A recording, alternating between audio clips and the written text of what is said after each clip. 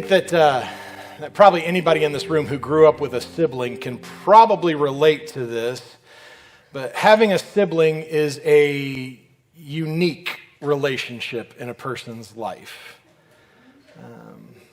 My brother Blake is only about close to 3 years younger than I am. I was born in April, he was born in January, so almost 3 years, but not quite. But ever since he was born, I have kind of ping-ponged between two different emotions that are wildly different from each other. The first being, I love this kid so much, I will willingly go to war for him. And the second being, if he disappeared, I don't know that it'd be the worst thing in the world. Unless you grew up with a sibling, especially one that is close in age with you, I'm not sure that you can fully understand how you can go from being absolute best buds, ready to take on the world together, to mortal enemies, ready to just completely destroy one another's lives in the span of 27 seconds. But that's just the way that the sibling relationship tends to work out. When Blake and I were still pretty little, I know, I was a heartbreaker all the way at that age. He was fine. Anyway, but when we were little, we would do all sorts of different things together. We would play with our toys in our rooms, hanging out, imagining brand new worlds, new ways of doing life, until we would eventually disagree about how those new ways of life function and exist with each other, and then we would end up fighting. The place where we grew up, just about less than a quarter of a mile from our house, was this really cool swamp area. I grew up in the middle of nowhere, like literally, there was corn, that was it. But there was this cool little swamp area just practically across the street from us. And we would go venture over there, and we'd go and try to have a competition as to who could gather the most frogs in the least amount of time. And that game would continue until one of us would decide to start putting those frogs down the other one's shirt, and then we would start fighting. Or we'd go and we'd find some really cool sticks outside, and we'd pretend that we were the Ninja Turtles going off to fight the evil villains of Krang and Shredder and rid ourselves of them forever, until one of us did a super sweet ninja move that resulted in the other one getting hit in the face with a stick, and then we'd start fighting each other instead of the dastardly villains.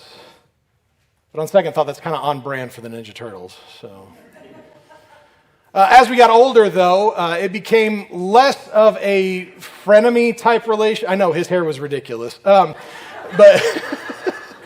by the way, he has no idea that I'm talking about him today, so that's even better for me. But as we started getting older, it was less of a frenemy relationship and more of a consistent game of one-upsmanship.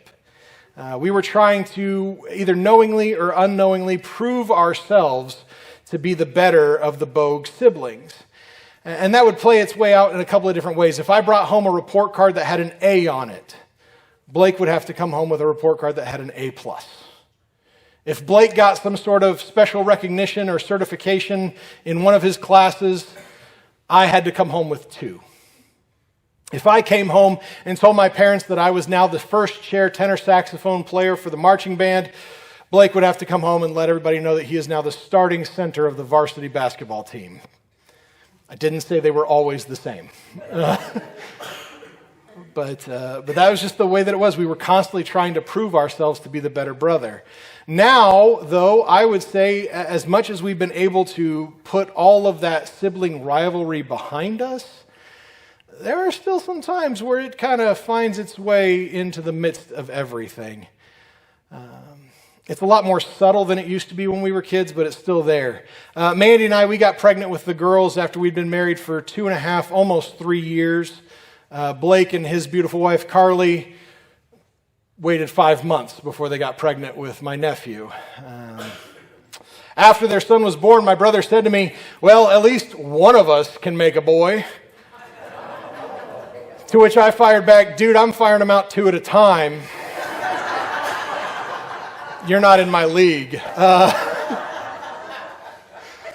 A couple of years ago, though, I think I finally was able to put any sort of semblance of sibling rivalry to bed, because as long as everything goes smoothly for the next month, I will be the first Bogue male in at least 4 generations to make it to 40 years old before I have to have a back surgery. Blake didn't even make it past 35. USA! Nobody? Okay, cool. Anyway.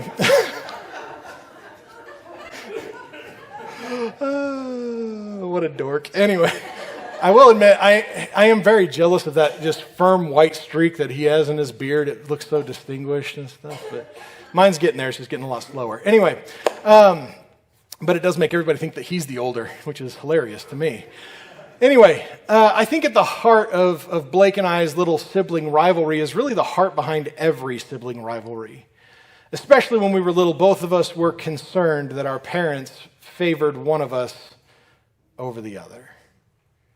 I think anybody who's ever had a sibling in their life has had that moment where you think that mom and dad favor brother or sister. I would see mom and dad having fun or hanging around or enjoying being around Blake, and I would start to worry that maybe they started to favor him over me. And I would have to do something to try to get that favor back. It's one of the reasons why I think that small kids sort of revert when a new sibling enters into the equation. If you've ever noticed, whenever there's a small child and the parents have a new baby, that small child gets very jealous of their new brother or their new sister simply because that baby needs more attention. And so they start reverting to try to get that love and that affection back solely on them.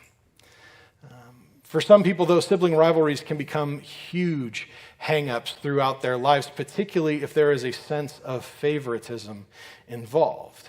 If there is a sense, whether knowingly or unknowingly, that mom and dad favor one child over the other, it can build all kinds of resentment.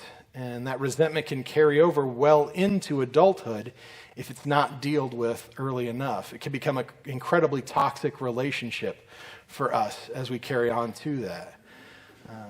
Blake and I, we may occasionally still kick around the sibling rivalry from time to time, but at this point, it's less because we're worried about whether or not mom and dad favor one of us over the other. It's clearly they favor me. Nothing. Okay, cool. It's more because we just really like messing with each other, right? Like it's become playful as opposed to a legitimate rivalry. We are completely different people now than we were as kids. He's a farmer and he owns a trucking business as well. I'm doing this. We're in completely different states away from each other. If he doesn't want to talk to me, he doesn't have to talk to me. If I don't want to talk to him, he's still going to bug me until I talk to him. That's just the way that it works. But we don't carry that rivalry with us into adulthood, and I am grateful for that because it can make me be proud of the husband and the father that Blake has grown into. And I would hope that he would say the same about me. But maybe one of the main reasons why our sibling rivalry didn't carry into adulthood is because we married completely different people, unlike the siblings in our text today. What a sentence. We're going to find ourselves in Genesis chapter 29, so if you would go ahead, turn there, and let me remind you of where we're at in the story of Jacob. So far, Jacob has, again, not portrayed himself to be a very likable individual. And we've talked about this before, but that feels very off-putting when we're talking about somebody who is, for all intents and purposes, for a short period of time, the main character of what Scripture has to teach us. Right? Anytime you focus on a main character of some kind, you always try to find something likable about that individual. Jacob's not really concerned with making us like him either. We talked about how in the first instance that we met Jacob, we saw him take advantage of his brother in a moment of weakness and ostensibly walk away with what is essentially millions of dollars in today's money. By asking his brother to sell him his birthright, he is asking Esau to give up tons of money, wealth, resources, all for a bowl of bean stew. And I've said that 1,000 times in the course of this entire series, and it's still the most ridiculous thing I think I could say, right? I've always wondered, how good was that stew, right? Does anybody else worry about that, or is that just me? Like, we're talking $1 million stew, like, and there's no meat in it, so it can't be that good. But we also saw Jacob take advantage of his father's disabilities, of his poor eyesight, and manipulate his dad into believing that he was his brother so that he could receive the blessing that was always meant for Esau. I think the lesson to walk away with here is as long as you're not part of the immediate family of Jacob, you're probably fine, right? But Jacob has not portrayed himself to be a very likable character until last week, as we got to see as Jacob had this wild dream where God himself spoke to him and told Jacob, you're going to be the one who carries on the blessing of Abraham, that you will be the one who is made into a great nation, and that from you all peoples will be blessed. And we felt that maybe that was undeserved, but it does mark a change in Jacob's overall character. It's a subtle change, and we're still going to see Jacob do some pretty messed up stuff as we go on, but it is still a change nonetheless as Jacob is beginning to shift his focus and shift his life to following after God. And if you recall, though, when he had this wild dream, he was on his way to Haran to go to his uncle Laban's house. And he was sent there by both of his parents for a very specific reason. One, get away from Esau who wants to kill you. Rightly so, I think. But also, go ahead and get all hitched by one of your uncle's daughters. In fact, in Genesis 28, Isaac actually told him, arise, go to Padam Aram, and to the house of Bethuel, your mother's father, and take as your wife from one of his daughters, your mother's brother. Now, before we press on, I think we need to pause because there needs to be a little bit of context for us here. Because to us, in our culture, our society, in 2026, the idea of marrying a cousin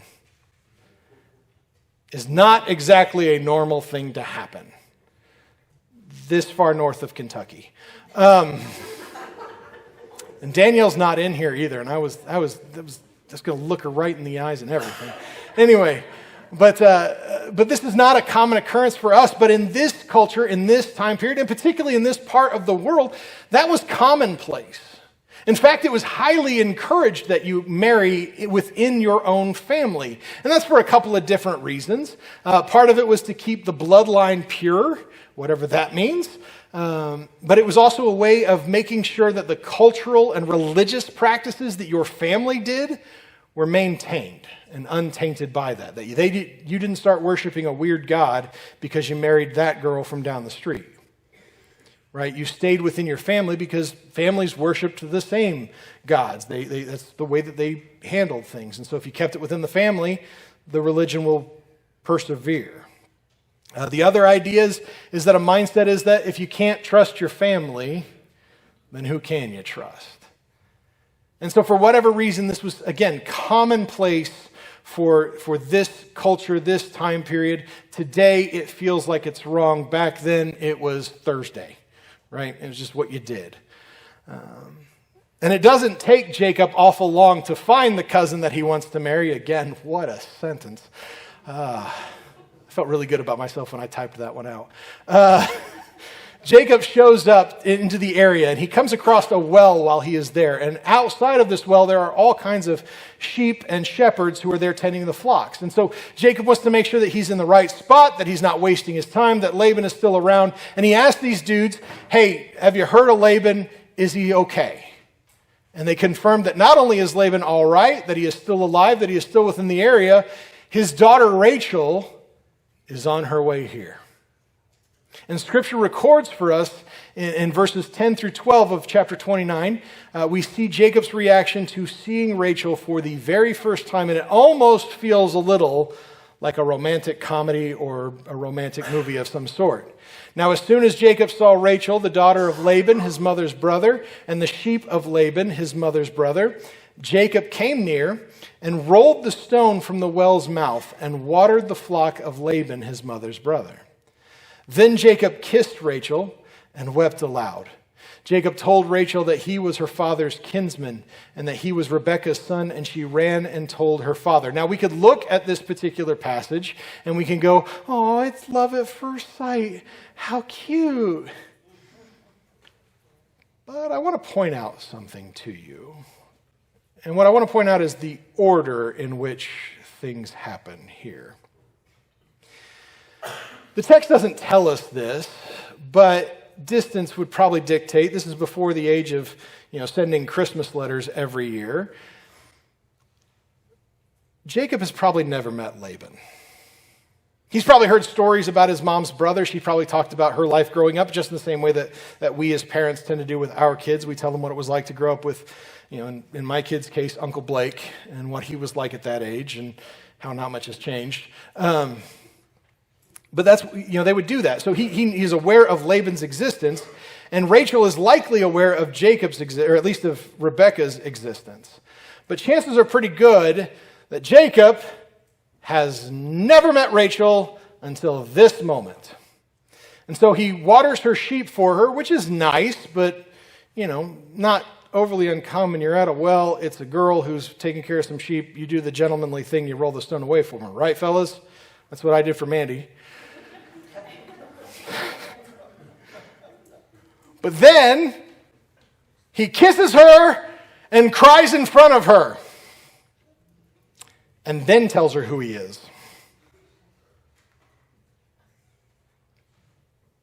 Some of you are thinking, this is how I met my husband. What's wrong with that? This is weird, right? Rachel has no idea who this strange man is. He kisses her and then weeps in front of her. I mean, it's not my most awkward interaction with a girl, but it's up there. Nice to meet you, bleh.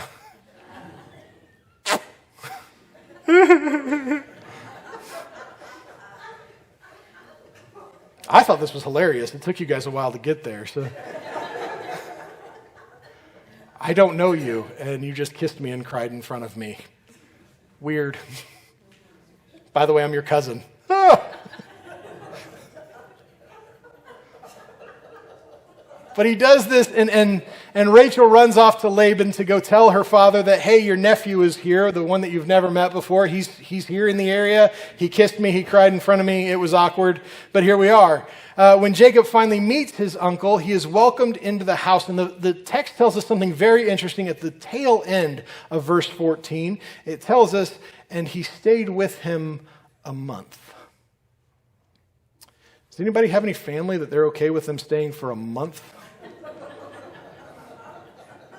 Right? I immediately thought of Christmas Vacation when Randy tells him, don't you go fall in love with it, because we're taking it with us when we leave here next month. Love it. Good cousin Eddie. Anyway, this is a little long for a family stay, but the text indicates to us that while he is there for that month, Jacob works for Laban, because it says in verse 15, then Laban said to Jacob, because you are my kinsman, should you therefore serve me for nothing? Tell me, what shall your wages be? And the text suddenly does a weird shift in the next verse, one that doesn't seem to make a lot of sense, but it decides to tell us that now Laban had two daughters. The name of the older was Leah, and the name of the younger was Rachel. Leah's eyes were weak, but Rachel was beautiful in form and appearance. I'm not really sure what that has to do with anything here. But for some reason, the text decides that we need to know that before Jacob actually gives his request of his uncle in verse 18. It says, Jacob loved Rachel. And he said, I will serve you 7 years for your younger daughter, Rachel. Now again, a quick time out here, because once more, I think we need to understand some culture here before we can continue on. If you're part of the Bible or about how to read and understand the Bible class, then you're learning this week. But context is hugely important to our understanding of Scripture. And if we don't understand why things happened in that time period, there are going to be elements of it that we don't understand. And so we need to understand that from a cultural standpoint, at this particular point in history, when this is being written, marriage is much more of a transaction than anything else. Please understand, in the grand scope of history, marrying someone because you love them is still relatively recent. Right?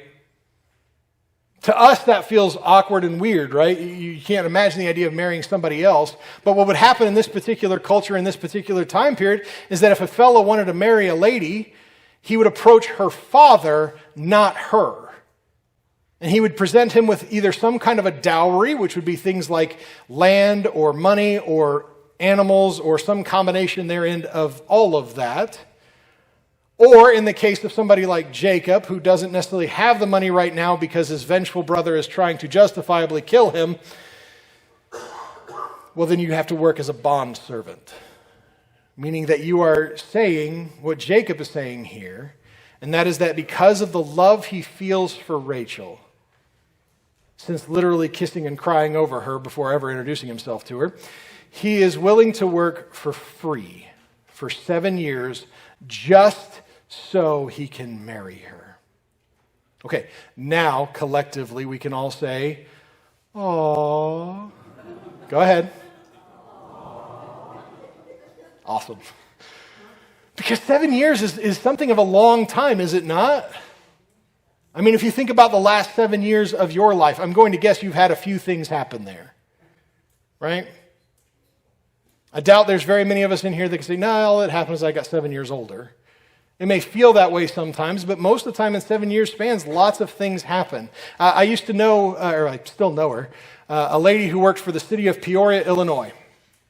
Good government job. And one day I was just frustrated in my position. I'm going to let you in on a secret. Pastors can get frustrated in their jobs too. Right? And like I'm certain every working adult in here has thought, I thought, how hard would it be to get a different job? And so I asked her once, how long does it take to get a full pension from the city of Peoria, Illinois? And she said, 7 years. And my thought was, I could do 7. Right? I didn't, but I could have. Government pensions are nice because they're guaranteed. Social Security is not. Yay, stay out of politics. Okay, cool. But 7 years, Jacob is going to devote his entire life with one thought in mind, keeping one image crystal clear in his brain. And that image is that one day I get to marry her. And in fact, because of that, verse 20 actually says, Jacob served 7 years for Rachel, and they seemed to him but a few days because of the love he had for her. Go ahead and hit me with it one more time. Aww. Yeah. And so after he works for 7 years, with the only thought keeping him going is that I get to marry Rachel, the 7 years approaches, and in verse 21, he comes to his uncle. It says, Then Jacob said to Laban, Give me my wife, that I may go in her, for my time is completed. I've done my end of this contract that we have signed together. Give me my wife. I have been yearning to marry her for the last 7 years, working tirelessly, because as a bond servant, essentially, nothing is off the table. Whatever gross job Laban can come up with, Jacob is going to do. And he has done so willingly for the last 7 years. And now that time is finally over, he is excited. Right? He gets to marry the girl of his dreams, the one that he has been thinking about forever. You'll notice I said the girl of his dreams because if I said he gets to marry the cousin of his dreams, that feels weird and a little icky, even though it's the case. So Laban decides to go ahead and have the big wedding feast in this culture, this time period. We're doing that a lot today, I know. But they would have lavish parties, and there would be all sorts of wine flowing, and they'd invite the entire town. Everybody would get to come be a part of this, to share in the joy of all of this. And Jacob has a good time at the wedding. He gets to take his bride. They go to bed. Everything is fantastic until verse 25. Because in verse 25 it says, And in the morning, behold, it was Leah! Da-da-da-da. And Jacob said to Laban, What is this that you've done to me? Did I not serve with you for Rachel? Why then have you deceived me? And his uncle, father-in-law, has now just pulled the ultimate switcheroo for him. Now, the obvious question I think to ask here is, how in the world did Jacob not realize that's not Rachel? Right? We've gone through an entire wedding. And these things would last like a week, and you know, like a Catholic wedding, I guess.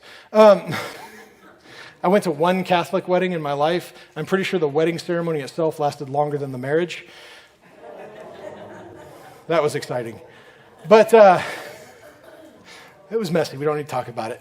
But they go through all of this. How does Jacob not realize when he goes to bed that evening that this is not Rachel? And again, we need to understand that while brides today wear very thin veils, usually made out of tulle or some sort of other sheer material, in this culture, in this time period, they wore full coverage that you could not see. And if we back up a little bit in verse 17, it actually tells us that Leah has weak eyes. And while that may indicate that she had some sort of a lazy eye or some sort of physical deformity that made her less attractive, it can also imply that Leah was very shy. She was very soft-spoken. She didn't raise her voice very often. She didn't want people to talk to her if she could help it. And so chances are good that she didn't say a whole lot in the midst of all of this. And again, another way that this could have been the case is that in this culture, in this time, those lavish parties, there was lots of very strong alcohol being served. And so chances are pretty good that Jacob was relaxed to a point of he doesn't remember a lot of his wedding. Yeah, I'll tell the story. It's fine.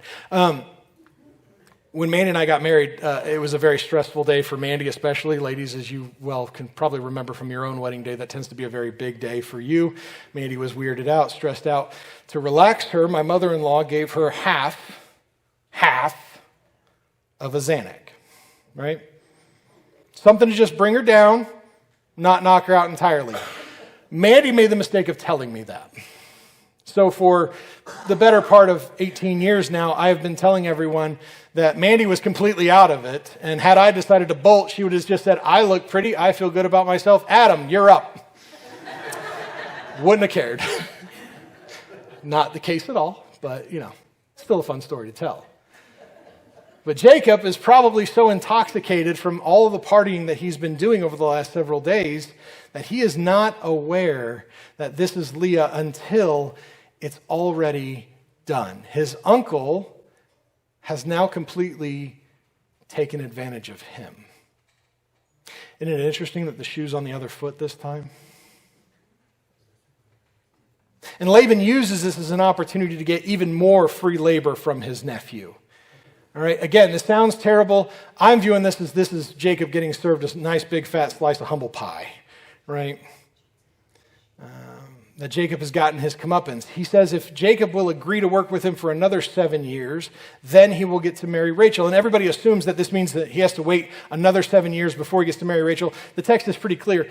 If he is with Leah for the week that is common for newlyweds, essentially the honeymoon period, then the next week he gets to marry Rachel.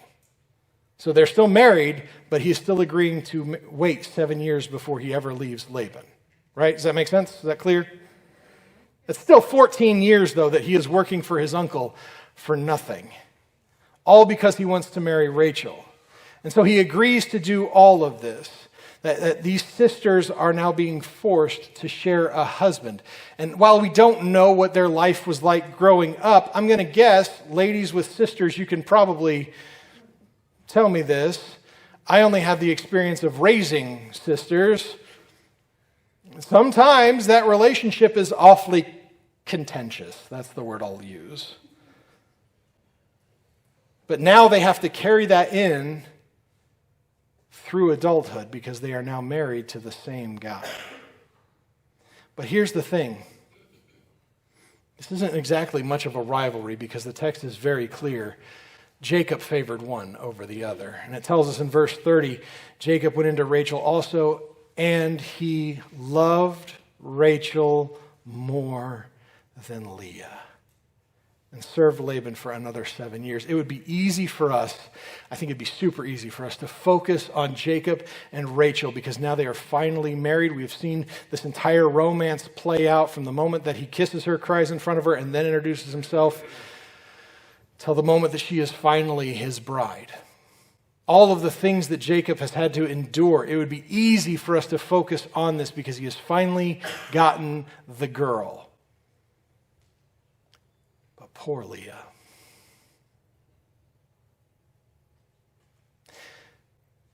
I don't believe that Jacob is the only victim in Laban's little switcheroo that he did here. Because Leah is now married to a man who is wildly open about his affections and preference of another woman. Ladies, I'm going to go out on a limb here, but I don't think any of you would probably appreciate it if your husband was talking about how attractive he finds your sister, or how much he likes that other woman. But this is Leah's reality. She is married to a man that does not love her, that did not want to marry her in the first place, but instead was willing to sacrifice 14 years of his life for her sister. Again, the story of Jacob and Rachel can kind of play out like a romantic movie. For Leah, it's a tragedy. Because she has a completely different perspective on this. Poor, poor Leah. But we're not the only ones who felt sympathy for Leah. In fact, verse 31 tells us that when the Lord saw that Leah was hated, he opened her womb, but Rachel was barren. God sees as Leah has struggled and tried to get Jacob to turn his affections to her, but instead it goes towards his sister. And so God says, okay, I'm going to give you lots of kids. Pretty much all it is that all Jacob has to do is look in Leah's general direction, and she is pregnant. Right? She starts off not by giving him just one son, she gives him 3, almost right off the bat. And oh man, if you read those verses, they break your heart a little bit, because after each one of those first 3 sons are born, every single time Leah says, now is when my husband will love me. Now is the time when my husband will finally turn his affections to me, because I've given him 3 sons. My sister has given him none. She gives birth to Reuben, who I hear makes really great sandwiches, to Simeon, to Levi, and every single time she thinks this must be it. This must be when my husband will finally love me, but it never happens.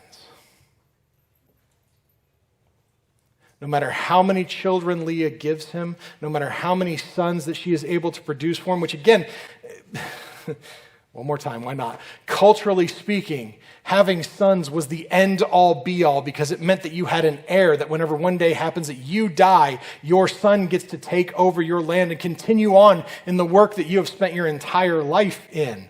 Leah has given him 3.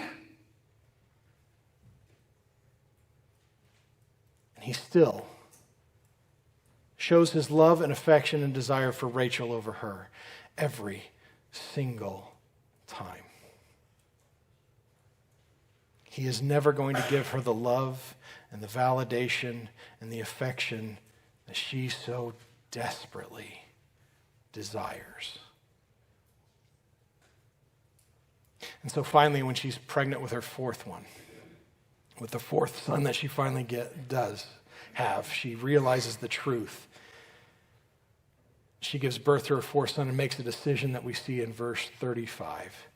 And she conceived again and bore a son and said, "This time I will praise the Lord." And therefore she called his name Judah, and then she ceased bearing. Leah spent so much of her time, years of her life, trying to make Jacob find a way to love her, to find the validation that she was looking for in her husband, only to find that she would never receive that. He would never love her or accept her the way that she so desperately desired for it.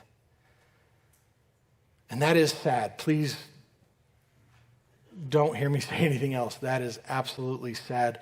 But the truth is that we're all guilty for looking for validation, acceptance, and yes, even love in places we're not meant to.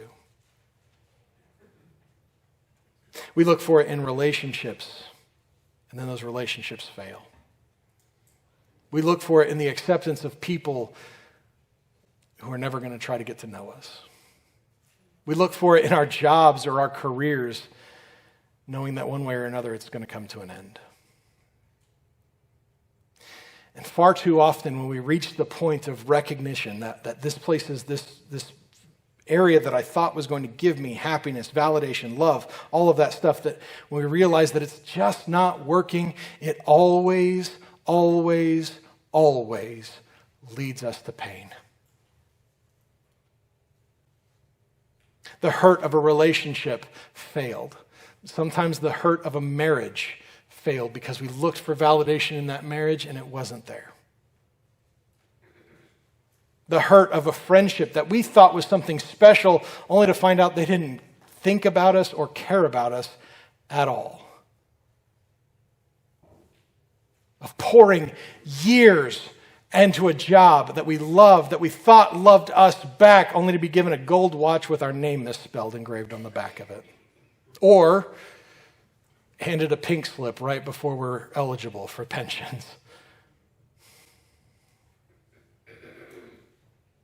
It always leads us to pain when we look for validation in places that we are not meant to. The one area where we can always guarantee to find love and validation and acceptance and even joy is in God.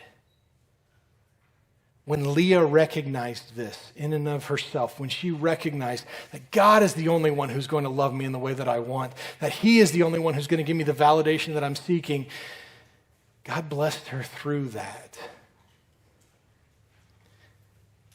Because He is the only place that we are ever meant to find true and lasting joy. And when we place our hope in God, He does so much more than just heal that pain. He can actually redeem that pain. And Leah is the perfect example of God doing this. Because once Leah finally turned her pain of rejection and turned it towards God and chose to bless God because of the birth of her fourth son, Judah, if we fast forward in Scripture, it would be from the line of Judah that we would all be blessed by Jesus. Not from the line of Rachel. That would make a lot of sense to us, wouldn't it? Rachel's the loved wife. That's how we would write that. That's how Hollywood would script that. This is the beloved wife. This is the one who the promise is going to be fulfilled. Nope. Because Leah chose to turn her pain over to God, God not only redeemed that pain by blessing her with a fourth son, but He chose to bless the entire world through that fourth son. He didn't just heal her pain. He redeemed it. Imagine what God can do for you when you choose to give Him the pain of failed relationships, to give Him the pain of broken friendships, to give Him the pain of lost jobs or careers. Imagine what God could take that pain and turn it into. The prophet Jeremiah would write about the unfailing love of God in Lamentations chapter 3, verses 22 through 24, and we're going to close with it. It says, the steadfast love of the Lord never ceases. How often does it cease? Never ceases. His mercies never come to an end. They are new every morning. Great is your faithfulness. The Lord is my portion, says my soul. Therefore, I will hope in Him.